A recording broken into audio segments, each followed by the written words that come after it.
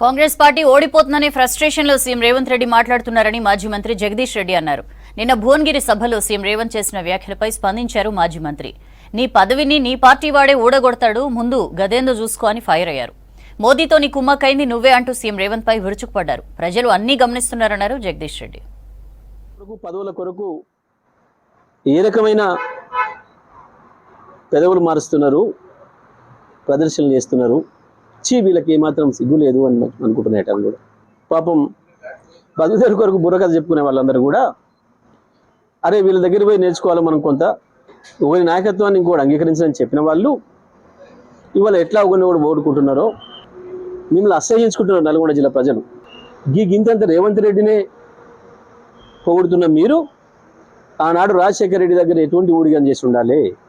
నేను స్పష్టంగా చెప్పిన నల్గొండ జిల్లా నీళ్ళని రాజశేఖర రెడ్డికి అమ్మి ఆ డబ్బులతోనే పైకి వచ్చిన పేదవాళ్ళు మీరు. 25 కోట్లు ఇచ్చి కొనుక్కొచ్చుకున్నాడు. అసలు పిసిసి అధ్యక్షుడికి అర్హత లేదు, దాన్ని మేము అంగీకరించాం అని మాట్లాడిన మాటలు మర్చిపోయినా అనుకుంటారా? కోమటిరెడ్డి సోదరులు మాట్లాడిన మాటలు ప్రజలు మర్చిపోయినరా? నిజమే, కోమటిరెడ్డి వెంకరెడ్డి పెద్ద త్యాగ పురుషుడు అని మాట్లాడుతున్నావు.